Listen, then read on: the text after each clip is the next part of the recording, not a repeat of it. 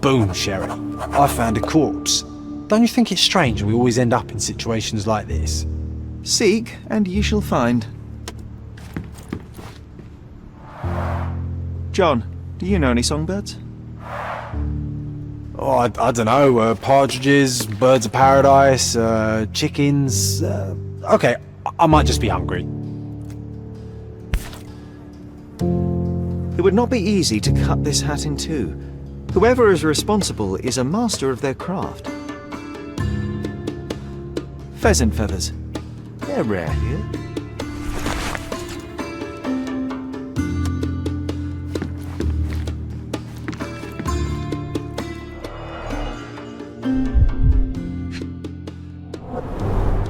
Judging by his expression, a painful and unexpected death.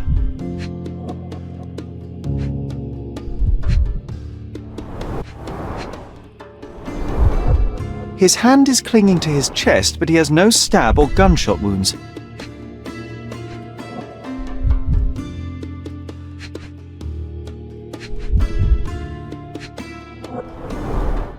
Pattern 1796 light cavalry saber. It looks like he died of natural causes, but something doesn't add up.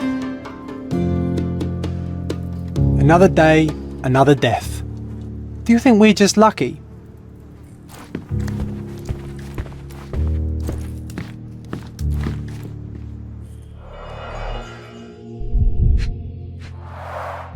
A safe behind a painting. Classic.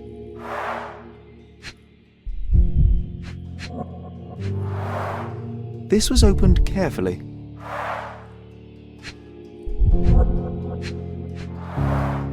One presumes that empty safes are not some hip new trend. If you had an enormous collection of blackmail material, where would you keep it? Oh, nice try, Sherry. But I ain't telling you nothing. Old, but still deadly. 2 sabers used to be mounted here.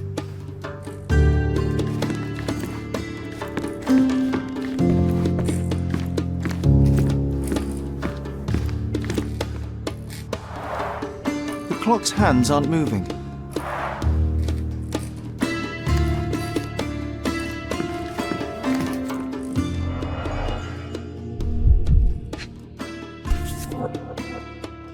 So, the victim is Professor Jacob Haring himself.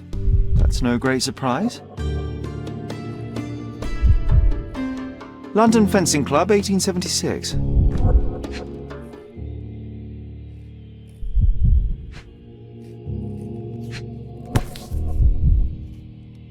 A man with a plan. Admittedly, not a great plan if you write on paper exactly when you will do your illegal business, but a plan nonetheless.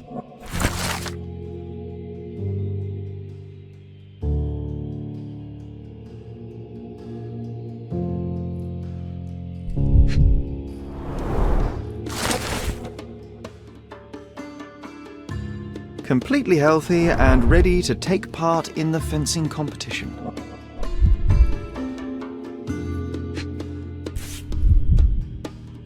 Stamped with Mr. Haring's personal seal.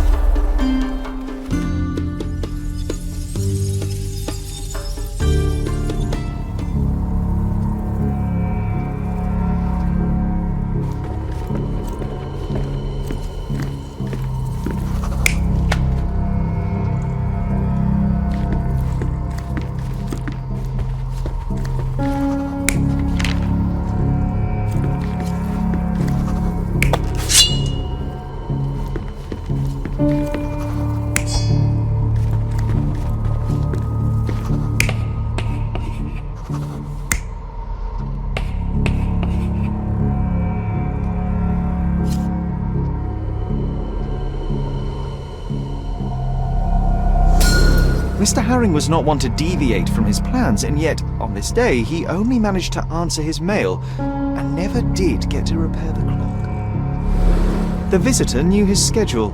They entered the house between 3:30 and 4 p.m. That's exactly when Herring would be checking his blackmail collection. When Jacob saw the intruder, his fencing reflexes kicked in. He lunged left to the sabres, wrenched one off the wall, and attacked the visitor.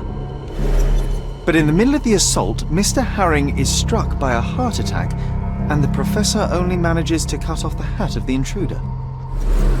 The visitor stole Herring's entire blackmail collection and wrote a message on the blackboard. Before we go chasing the intruder, should we try to confirm the cause of the professor's death? I'd hate for him to be a red herring.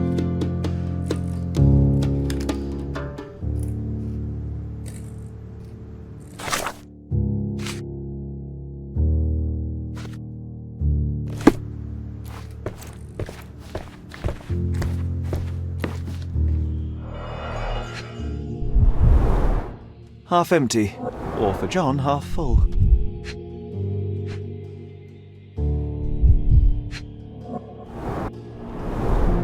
Totally empty. Even John couldn't argue with that.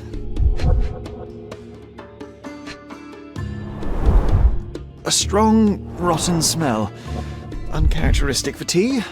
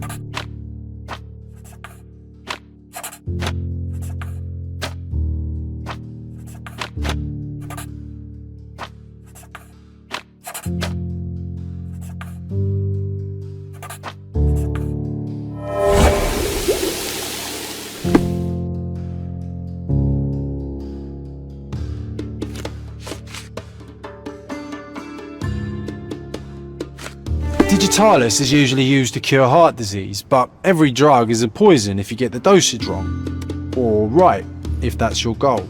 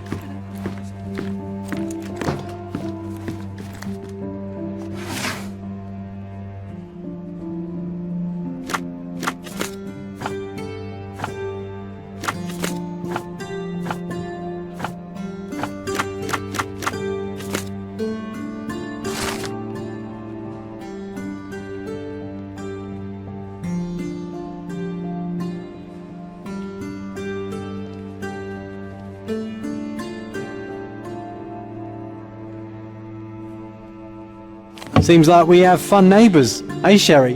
We should introduce ourselves.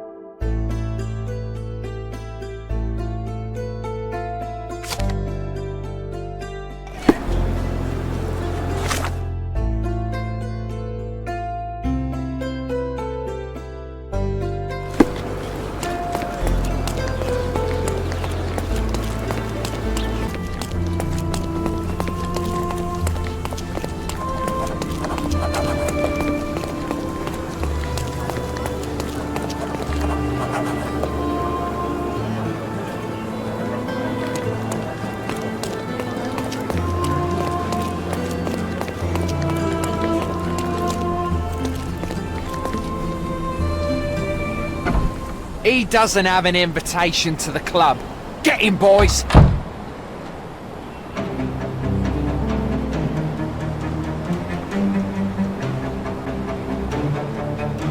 I'm coming for you.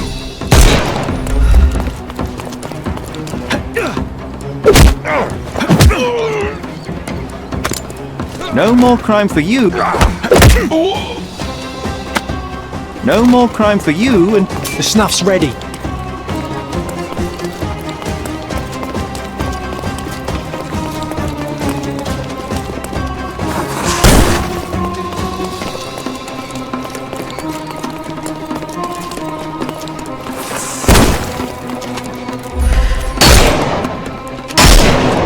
It's all yours now.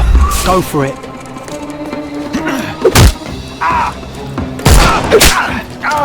take a rest, my friend.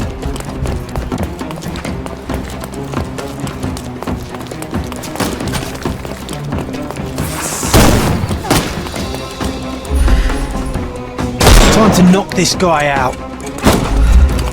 Take this!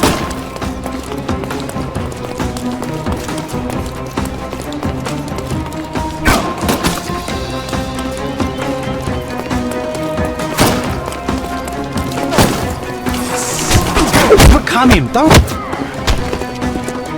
I'm coming for you.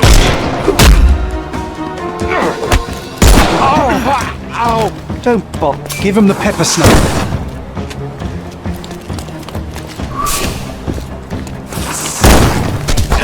Weaken him first. I couldn't miss the party.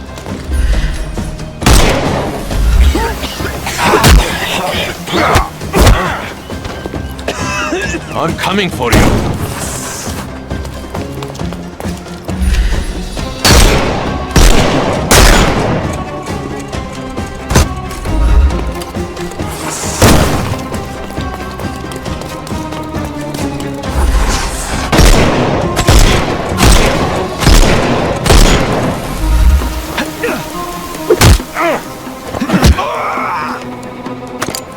Too simple. I'm coming.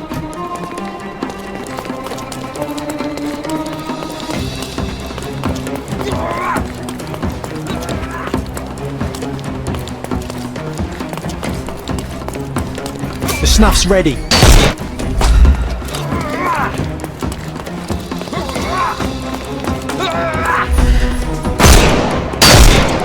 It's all yours now. Go for it. Don't bother moving. You've lost. Alright, fella. I give up. Take me into custody. You have nothing on me anyway. So I'll walk out the station right after you do.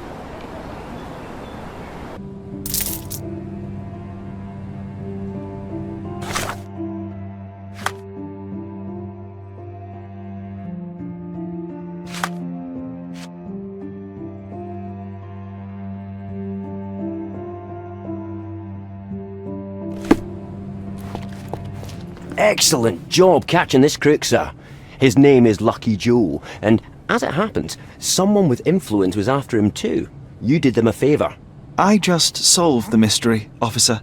If a criminal appears in my path, it merely affirms my deductions are sound. Either way, you'll be pleased to know that an anonymous tip has fingered Lucky Joe as being involved in the murder of a famous professor. We have photographs and witness statements. Not so Lucky Joe is headed straight to the gallows.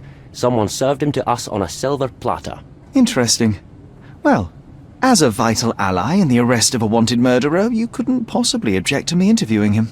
Well, vital. Yes, no, of course. Go ahead.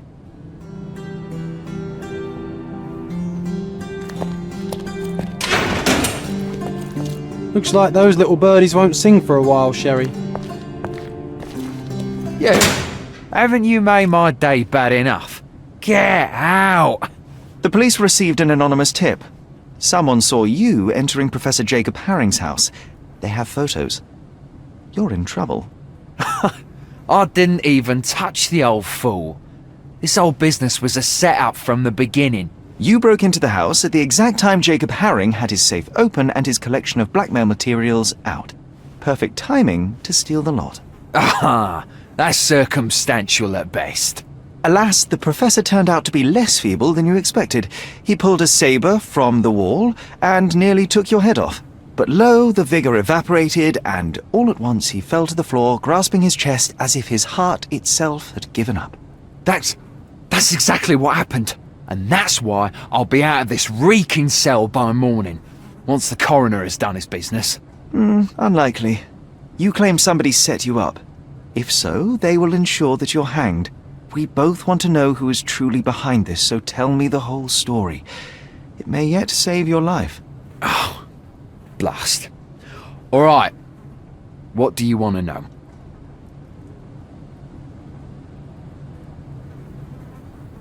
So you broke into Professor Haring's study and stole the blackmail materials.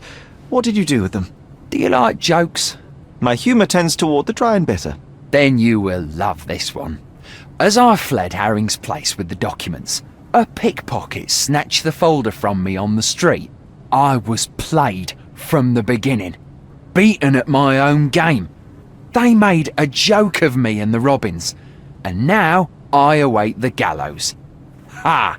Ha ha ha! Oh, you're right, it was a good joke. But now things begin to make sense. Haring's blackmail collection was hardly public knowledge. It stands to reason that whoever informed you of his existence must be who set you up. Yes, obviously. But I've never seen his face, nor do I know his name. I received a note at El Palazzo de Lusso that gave me the address of Jacob Haring. It was signed with one letter, M. I cannot believe such an established gang leader would personally engage in burglary simply because he received a letter. It was not just a letter. I received something else with the note. A file. On me. And a bloody detailed one at that. I'm not sure if it was from Haring's own collection, but it contained things that could bury me and the entire damn Robins. I burned the file in a heartbeat, but the note warned of others like it in Haring's safe. I needed to retrieve them and got lucky. Lucky? Why? The note said that by being there at a very precise time, I'd find that safe opened. And it was right. Fear not, Joe. I will prove you didn't kill Professor Haring. What? Then you better do it fast. Per his schedule, Professor Haring had tea with a guest not long before you arrived. The tea in Haring's teapot was dosed with digitalis. A large dose of such a drug, coupled with physical exertion, can cause cardiac arrest. So if the old man hadn't attacked me... He may have lived, yes. But it wasn't you who killed him. The real murderer is the one that poisoned the professor and set you up. I'll make sure the police know it. Yeah, you may save my bacon. Oh, I wouldn't sing a victory song just yet. I believe they're preparing for a conversation with you on many subjects, like the Robins. I can handle those fools. I thought you were the copper's pet. But you have character those bloodthirsty mongrels lack. I respect that. Make no mistake, Joe, we are not friends. Should we meet again under different circumstances, well, you know my character.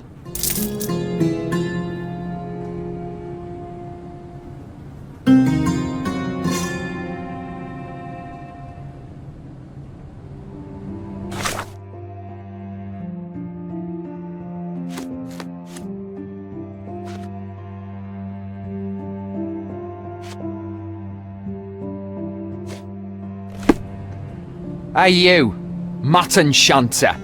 Come up here. Come on, is it bring your idiot to work day at the station? We have serious business to discuss. Lucky Joe is just behind this door, waiting for you.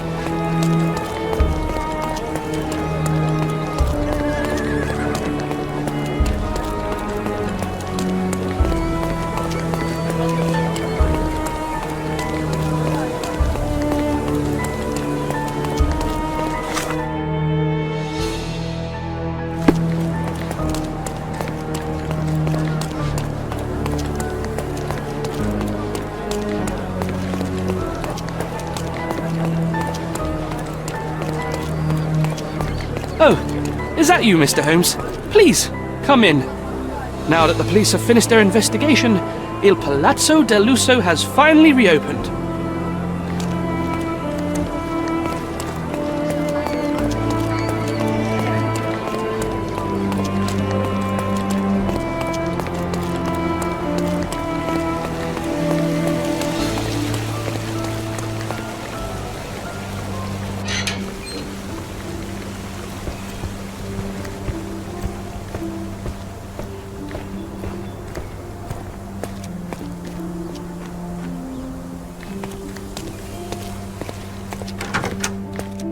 How can I help you, sir? Good day. I'm looking for room 227. An acquaintance of mine has invited me to visit him. Oh, Mr. Holmes, what a delight to see you again. Professor Malice told me he was expecting someone, but I didn't know it would be you. 227 is upstairs and to the left. He said you should spare him the trouble and let yourself in. Here's the key. I'm sure he'll be thrilled to see you. Professor Malice. Yes. Yes, of course. Well, I'd best not keep him waiting, thank you. Sherry, this feels awfully like someone has set a mousetrap and we're walking right into it. I have it under control, John.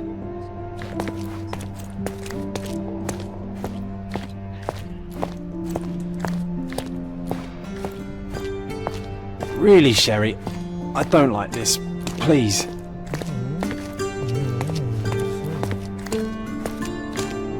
Room 227. This is it.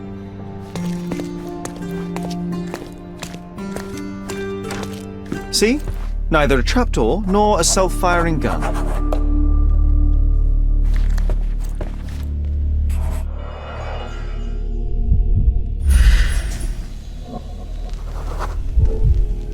A clean champagne flute.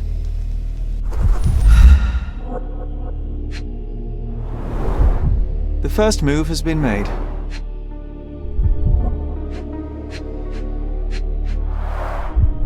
Anglo-Egyptian war looms.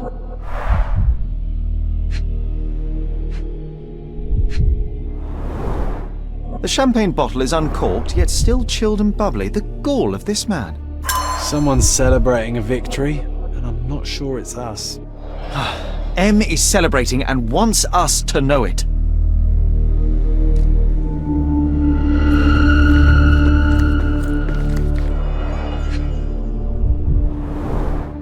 Mycroft's agent.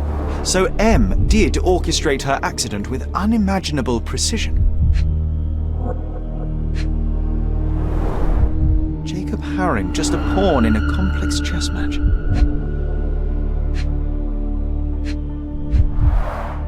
A marked map of Cordona. We've visited most of these locations recently.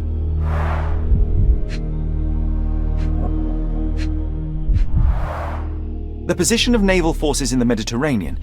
This M has his sights set on bigger things. All these thefts, exactions, and deaths are the intricately entwined pieces of a greater plan, and we fail to influence it in the slightest.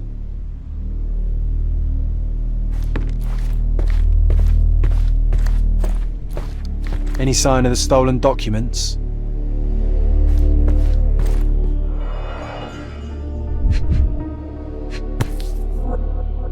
A family photo of the man who jumped off the bridge. Pity. Everybody has pressure points.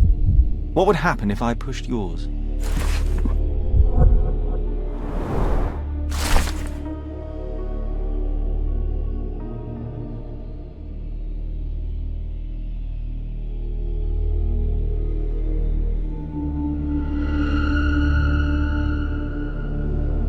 How many more dossiers like this does M possess?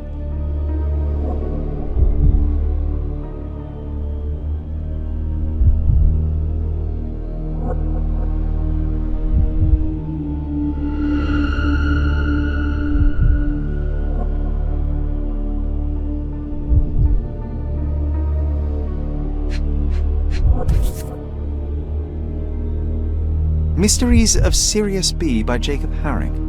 Used, then discarded. Like everyone in his path. These people were not colleagues or co-conspirators, they were just implements M used to get what he wanted.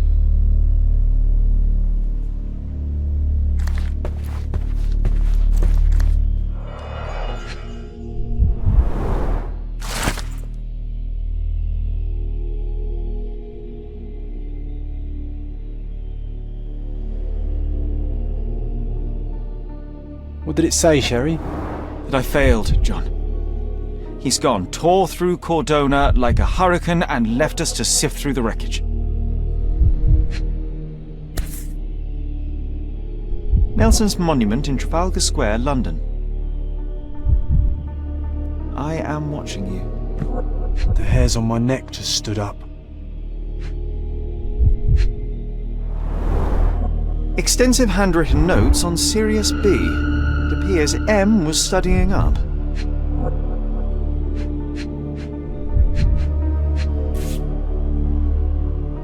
A dossier on General Garnet Wolseley, but now empty.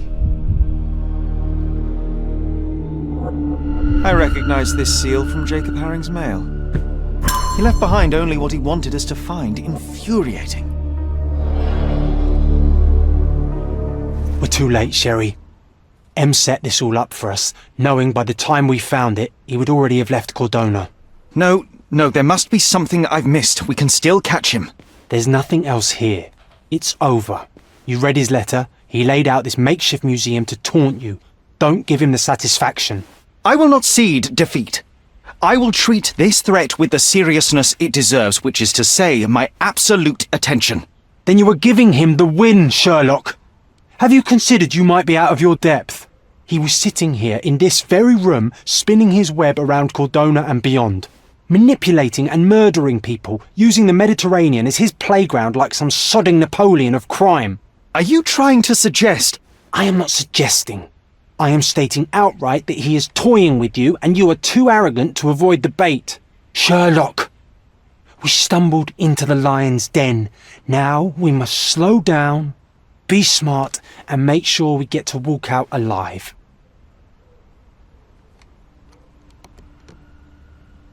So what do you suggest?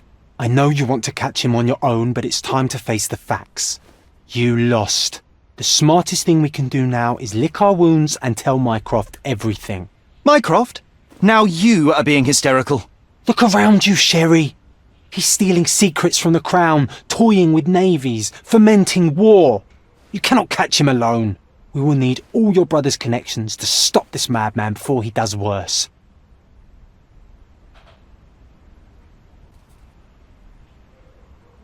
Perhaps you're right.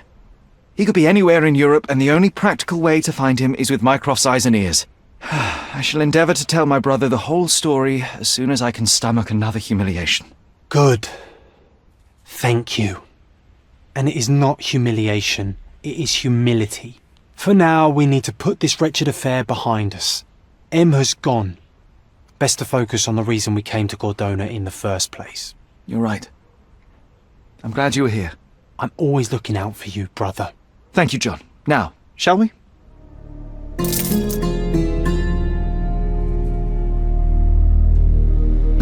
Sherry, let's return to our own matters.